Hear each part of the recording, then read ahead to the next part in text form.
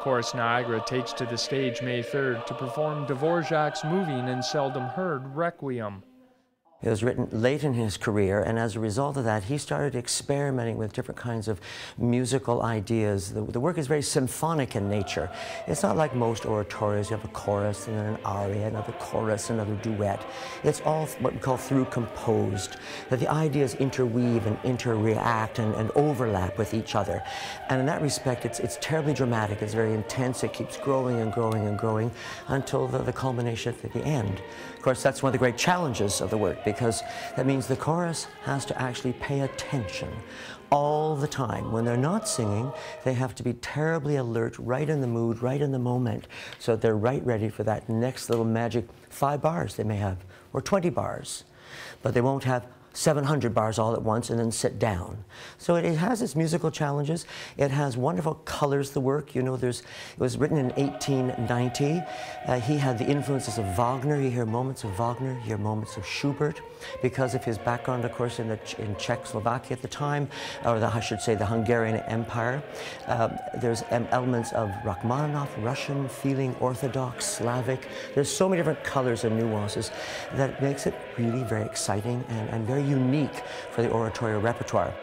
Joined by the Orpheus Choir of Toronto, audiences will be moved by the 160-voice choir and the 4 spectacular soloists. Most major oratorios have 4 soloists. Where that tradition came from, I really can't say, but it's usually a soprano, an alto, a tenor, a bass, and they take on different parts and different roles. I suppose it's because we get the panoply then of the highest voice and the lowest voice, and it gives the composer more latitude to create all kinds of interesting sonorities with 4 voices, 3 voices, 2 ladies, 2 men. So traditionally you have 4 very fine singers. In this case, I'm very pleased. We have 4 really wonderful young artists, and all of them I've worked with before. Some of them actually have grown up with me, and they've been in the choirs and have matured. They've been scholars. They've gone on to really significant careers, some of the major opera companies around the world. And it's very exciting to have them back and working with me on this work. This year marks Robert Cooper's 25th year as artistic director of Chorus Niagara. It's been a magnificent 25 years. The choir has grown from a group of 40-plus singers to well over 100. But more importantly, they've grown in stature, they've grown in musical technical ability, they've grown in vocal ability. And I think we have an instrument down here that is very unique to think in this community, this smaller community.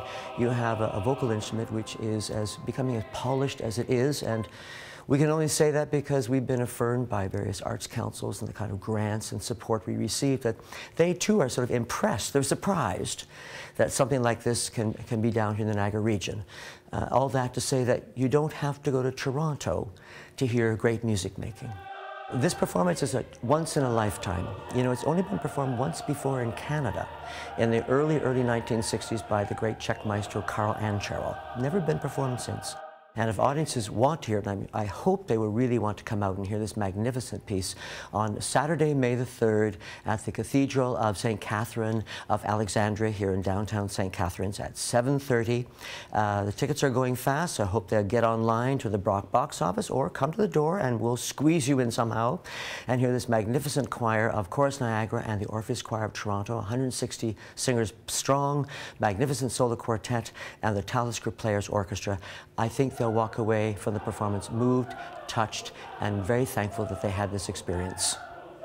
In Niagara, you're watching The Source.